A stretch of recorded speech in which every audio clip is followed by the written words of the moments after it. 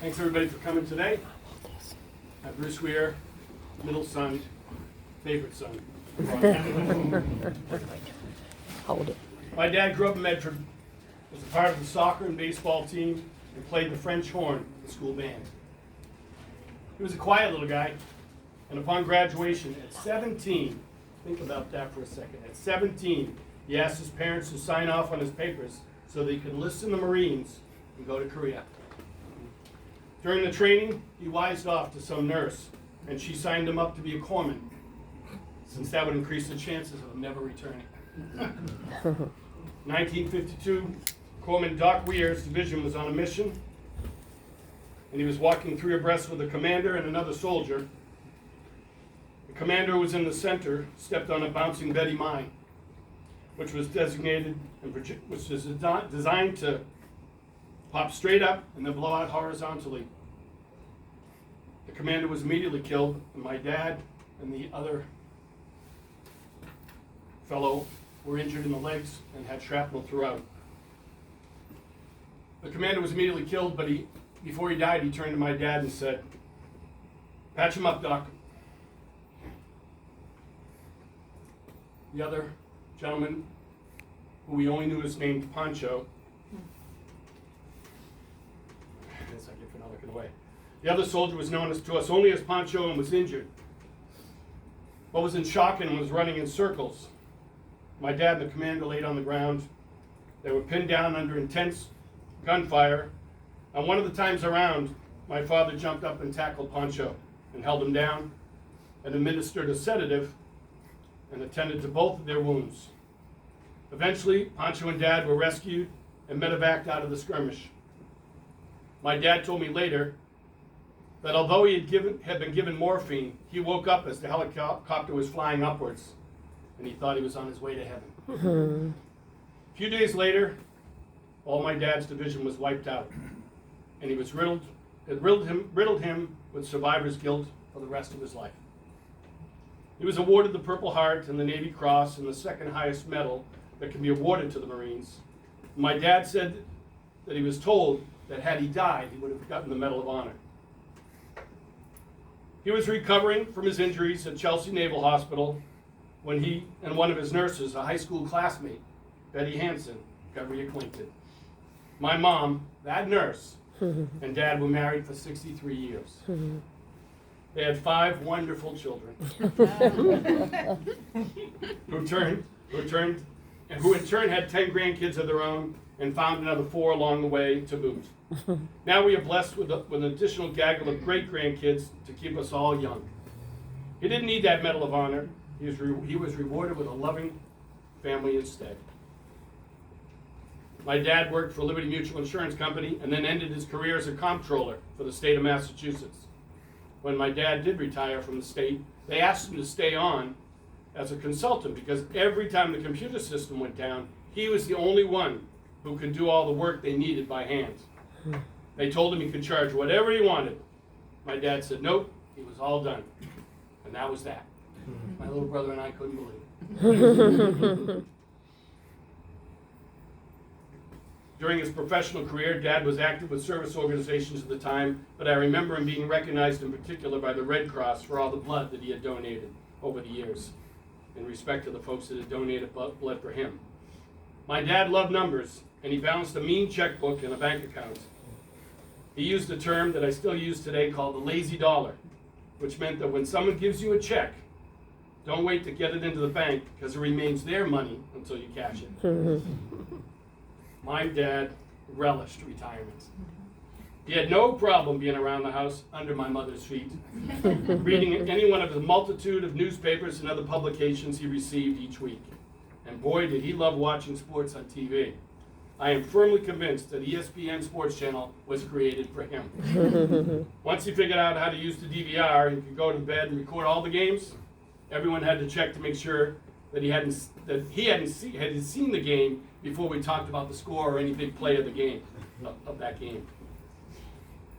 My parents lived in a 2-family with my sister Diana and her husband Jeff upstairs. When my mom passed, their roles as housemates in the compound had really changed. Their selfless dedication to my dad's needs were unending. I'll take this opportunity to give a special shout out to my brother-in-law, Jeff, who consistently did whatever it took to meet not only his own family's needs, but truly embraced his time with my pop. My dad spoke often of all the things Jeff did to make all their lives in the compound easier. Thanks, Jeff. Mm-hmm. The last few days, I've been singing the opening line to the Bette Midler song, "Did you ever know that you're my hero?" I thought I'd share a couple of stories that really showed the full magnitude and impact of his being known as Doc. My dad was given a license plate for his car by the national organization he belonged to, known as the Legion of Valor. This was an elite organization for only those individuals that were awarded the highest medal in all the fields of military service. The plate had the organization's logo and the insignias of the awards of the medals he was awarded. And whether he was parked or driving, that plate was a magnet for all who were curious. I remember one story he told me of being pulled over by a Marblehead police officer while he was driving his Fiero. Yes, Fiero. My dad had a little sports car, which my mother never sat in once. Damn fool. So the officer approached the driver's window when my dad rolled it down and asked, was he speeding? The officer stood to attention, saluted him, and said, "No, sir. Thank you for your service." So a couple of times I did get to take my pup to the National Convention of Legion of Valor, wherever it's being held in the country. And my sister Debbie had told me it would be like walking in with Elvis. And it was. Like walking in with Elvis. When we walked into a room, all the soldiers would stand and salute him. You see, most corpsmen didn't make it home. And many of these heroes were there because a corpsman had saved their life. Throughout the conference, people would come up to him and share their stories and thank him. One amazing phenomenon that I witnessed was that many of the young veterans who may have just returned from active duty were still suffering from the effects of post-traumatic stress disorder, PTSD, and they just wanted to sit by him, as if being in his presence would bring them some semblance of peace. I couldn't stand here today without mentioning the family tradition my pop created, known to us all as Papa's Cabin. My dad had a wonderful foresight to rent a cabin for a couple of weeks each summer for many, many years. He would invite all his family and then their families to come whenever it was convenient for them to do so. The interesting thing is, my mom didn't originally support the idea. Having dad without my mom there in the early years was a liberating thing for both him and for us to get to know him in this special way. Over time, we all embraced it, including Mom, and he tried a few different places until he finally fell upon the perfect Papa's Cabin. It was a compound of 3 roughly built ranch houses wrapped around a small cove in Damariscotta Lake, so my brother Bobby could take a boat over to visit us. A perfect spot to accommodate all of us and our children of various ages. Nothing fancy, just a great place for brothers, sisters, children, cousins, and parents to solidify an irreplaceable lifetime bonding and love for those memorable summers of times gone by. There are just too many stories for me to share here, but feel free to ask any one of the grandkids that are here today, and I'm sure you'll hear something. And then you might hear, or you might want to ask another one, because in typical family fashion, we all remember things a little differently. As my sister Diana said to Dad during our goodbye last week, those were some of the best years of my life. We concur, AD. We concur. I do want to thank some of the folks who made my dad's final month special. My father formed a very unique friendship with a Marine named Charlie, who visited and played cribbage every Wednesday for the last 8 months. They would chat, console, and share stories as only another fellow Marine could do. The organization's hospice and care dimensions, North Shore Elder Services, his weekly caregivers, Nurse Maria, Ella, Joanne, Dawn, and most especially Sue Donahue, whose presence at this time in my dad's life can only be described as magical. My sister Diana and Debbie really stepped up and did whatever it took to make Pop as comfortable as possible. I'm envisioning my dad in heaven right now, fishing in a boat on a lake with a Tiparillo in his mouth. You can see one of those pictures out there. When his wife, my mom, calls to him from the shore, he jumps over the side and swims with both legs to her waiting embrace. Have fun, you kids. We'll see you when you see you. Thanks for it all. God bless you, Dad. Yeah, first thing. Stephen's here? There we are.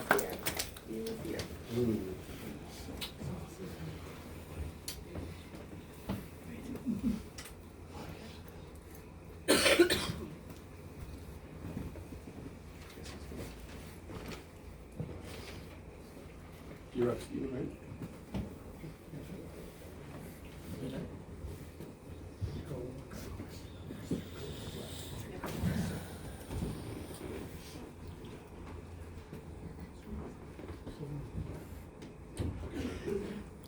It's good to see all of you here.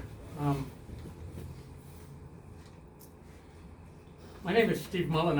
I'm part of the clinical and pastoral care team of Care Dimensions Hospice. It was my privilege to spend some time, a lot of time actually, with Roger and have a chance to meet some of his family, especially at the end when he was at the Catholic Family Hospice, where he passed. And so I was privileged also to be asked to just say a few words tonight. It's funny, when you work in hospice, you get a very different sense of people. And usually within the first 2 or 3 times, I have it all together on them. I don't know why, I've done this for a long time. And when I first met Roger, I remember the first time, we were talking for about 2 minutes, and he was very, very pleasant. All of a sudden, his wife walked in, and he shut up. He just shut up. And she took over for about 20 minutes, and then she said, okay, I'm going to leave you so that Roger can talk. And I said, okay. So I don't know if she was checking me out or what. It's interesting because on one of his last days, I was over at the Kaplan house, just spending a little time with some of his family. He was really almost unresponsive. He was somnolent. And Diana came up, she lives upstairs, and she came over to me and said, I have not met you, even though I've been there a ton of times. And she said, I never came down because I wanted to give him a chance to talk. And I thought, what is it with him? What's he going to say to me that he's not going to say to them? But you know, people do say different things to different people.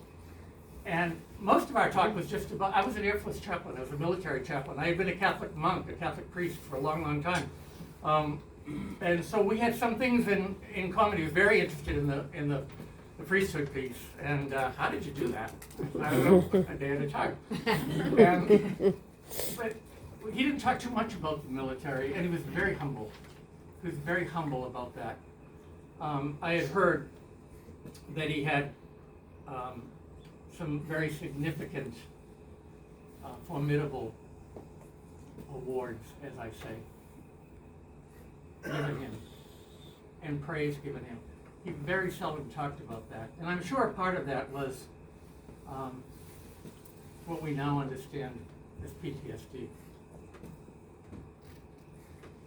I wanted to share a few things and just one reading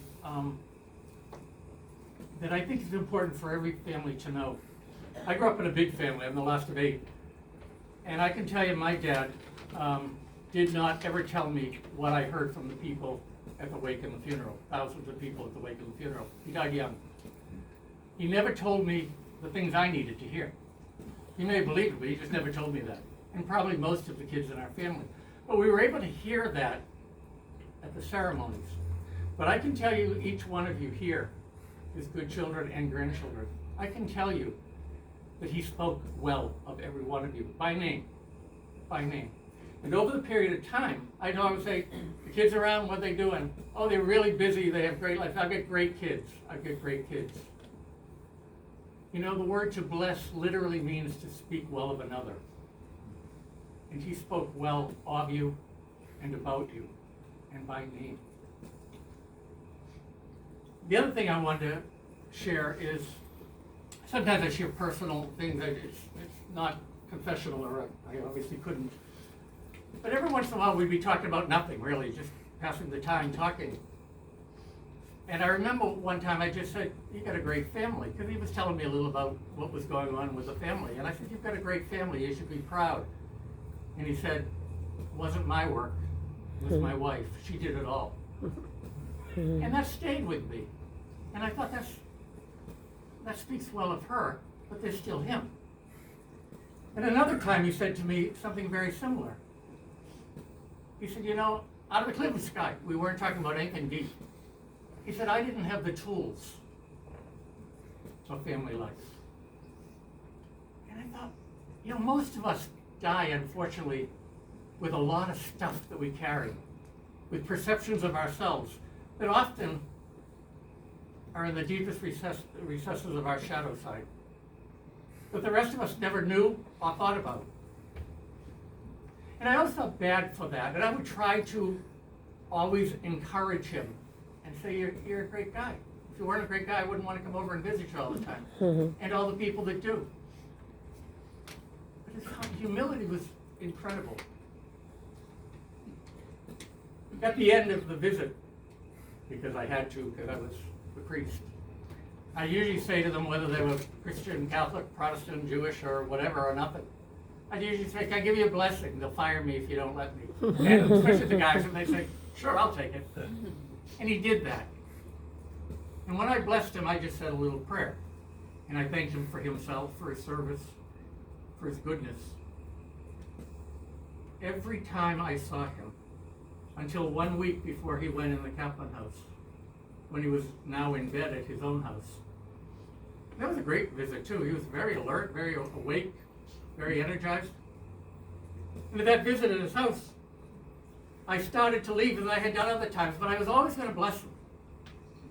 And he'd say, "Would you please give me the blessing?" And I thought, it's really amazing. We want to know that someone's looking out for us, but they haven't forgotten who we are up there. There's that sense, whether we concretize it in a church, in a religion, or no religion, we are spiritual beings. Dying is a spiritual event, it's not a physical event.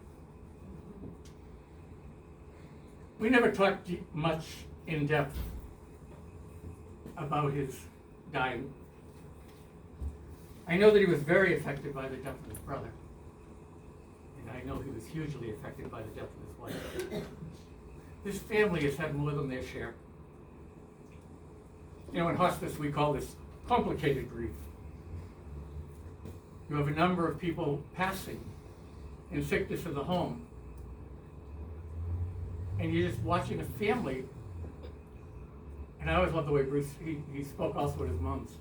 How he tells the story of home, and you're almost jealous. You say, "Gee, I wanted to live that fantasy life, that good life," and he brings it to life so easily. And yet they also have, at this time, a really sad, painful experience. I want to share with you one reading. It's not from the scripture. I actually read this to him once. He said, "Where did you get that?" I said, "I don't know." Go placidly amid the noise and haste, and remember what peace there may be in silence. As far as possible and without surrender, be on good terms with all persons. Speak your truth quietly and clearly, and listen to others, even the dull and the ignorant. They too have this story. Avoid loud and aggressive persons. They are vexations to your spirit. If you compare yourself with others, you may become vain and bitter. For always there will be greater and lesser persons than yourself. Enjoy your achievements as well as your plans. Keep interested in your own career, however humble. It is a real possession in the changing fortunes of time. Exercise caution in your business affairs, for the world is full of trickery. But let this not blind you to what virtue there is. Many persons strive for high ideals, and everywhere there is heroism. Be yourself. Especially do not feign affection. Neither be cynical about love, for in the face of all aridity and disenchantment, it is as perennial as the grass. Take kindly to the counsel of the years, gracefully surrounding things of youth. Nurture strength of spirit to shield you in a sudden misfortune. But do not distress yourself with dark imaginings. Many fears are born of fatigue and loneliness. Be under wholesome discipline. Be gentle with yourself. You are a child of the universe, no less than the trees and the stars. You have a right to be here. And whether or not it is clear to you, no doubt the universe is unfolding as it should. Therefore, be at peace with God, whatever you conceive him to be, and whatever your labors and aspirations in this noisy confusion of life, keep peace with your soul. Because with all its sham drudgery and broken dreams, it is still a beautiful world. Be cheerful and strive to be happy. I read that to him one day because I had just come from a talk where I gave that, and I had it in a book that I had with me, and he said, read it to me, and I did, and I was surprised. He said some things that really amazed me, because I just thought he was a guy that watched TV and the sports, and played with a couple of his buddies once in a while. His wife went to church with all her church ladies, and he stayed there. But every once in a while, he would say something very rich, very profound. I remember when he said, like, I don't have the tools, didn't have the tools to make a family. He did pretty well. He was 63 years together, and he had kids. He said, I don't know. And I looked at him and said, where did you get that line? I didn't have the tools. That sounds like something you'd see on Dr. Phil. And he said, I watch TV. And I thought, we think our parents just don't know anything except what they do. He had time to think. He had time to ponder. He had time to regret. And it was for all of us to give him praise for what he was and what he did and who he was. It was a privilege and a pleasure, always. And so today we remember Bobby and Debbie and Bruce, Gary and Diana. We remember his sister and his brother who already is with the Lord, his parents, and his lovely, lovely wife. And we ask that God hold all of them in the palm of his hand and keep them safe. One day, when again we will see face to face one another in the face of God, we will know the truth of all those things that he hoped about when he would ask for a blessing. That in fact, the Lord is good and life does not end. May Almighty God be with each and all of you tonight as you think of him, tell the stories, remember this family, and continue to offer support to this family. May God be good to you always. In the name of the Father, the Son, and the Holy Spirit. Amen. Amen.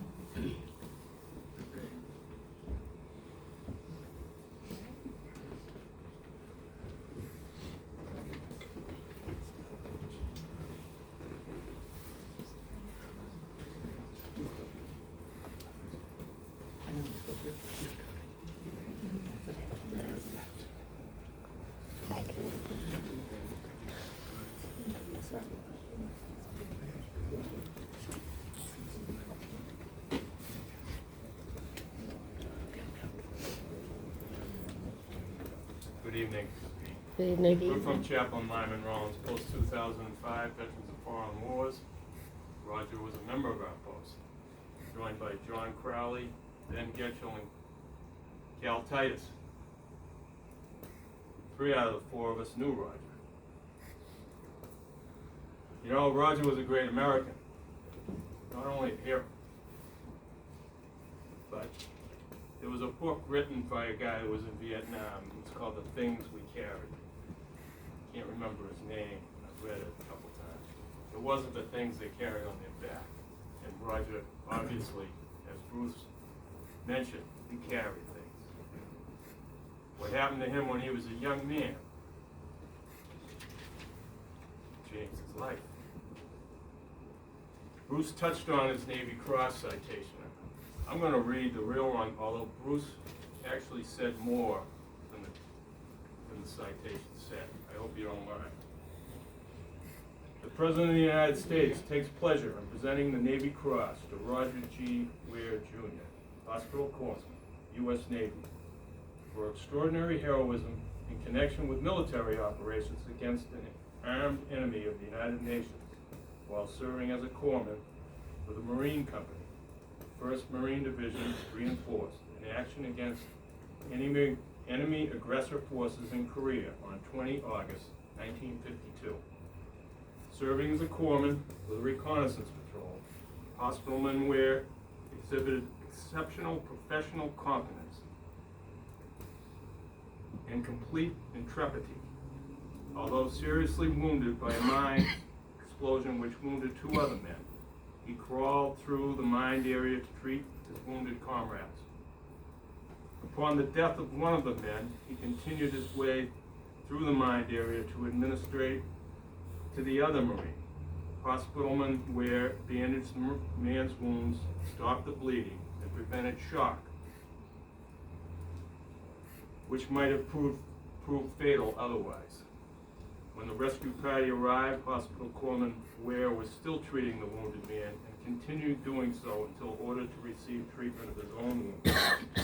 His gallant conduct and selfless devotion of duty were an inspiration to all who observed him and were responsible for saving the life of the wounded Marine.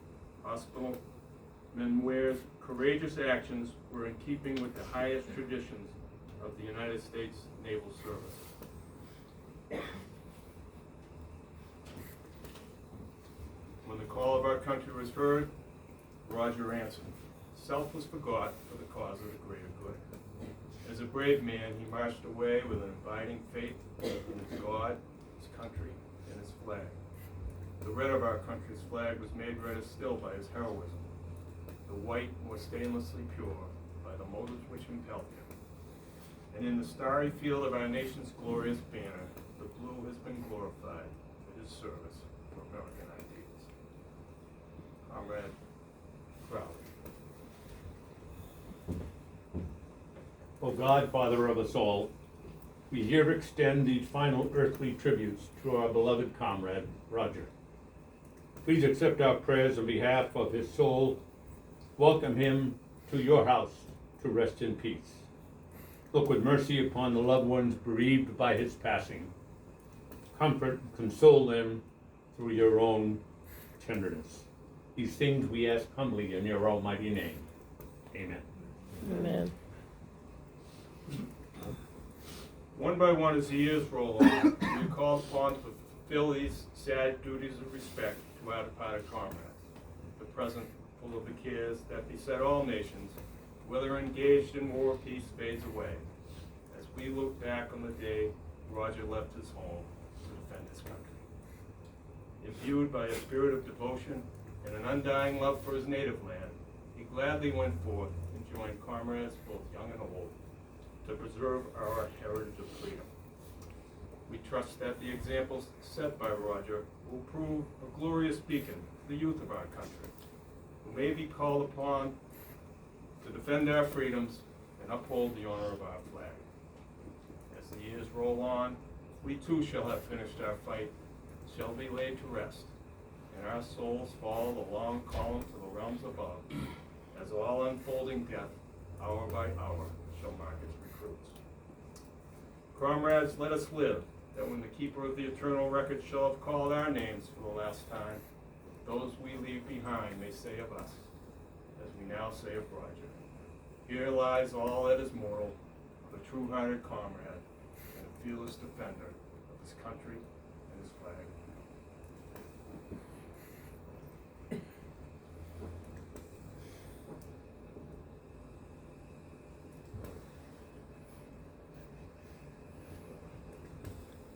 Comrade Tyson.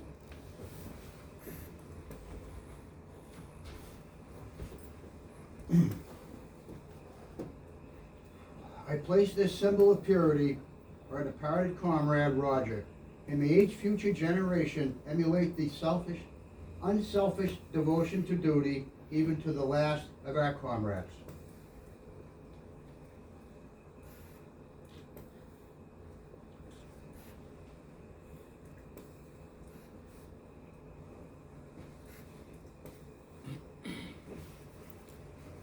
I place this emblem of our country for Hospital Corpsman Roger Whear, a country whose arms are always open to shelter the oppressed.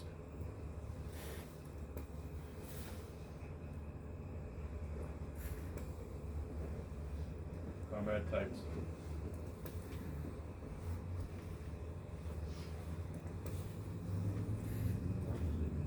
On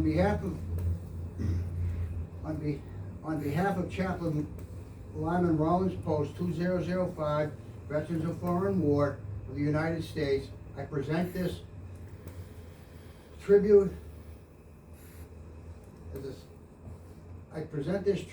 a symbol of our undying love for our departed comrade, Roger.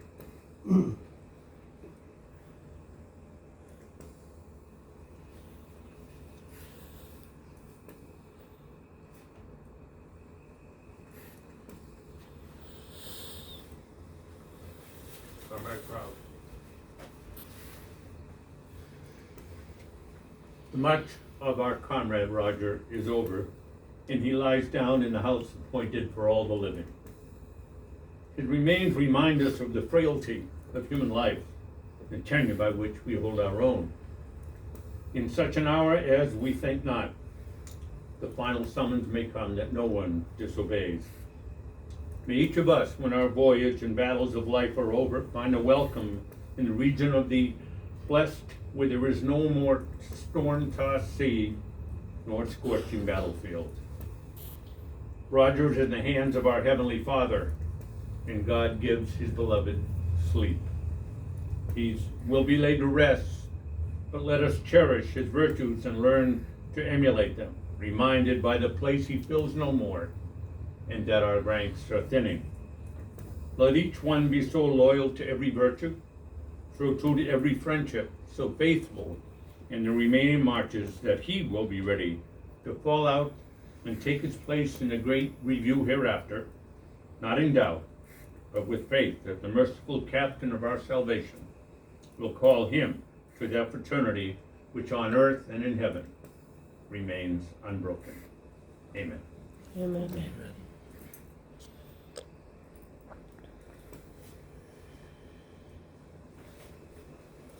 Comrade Gethel.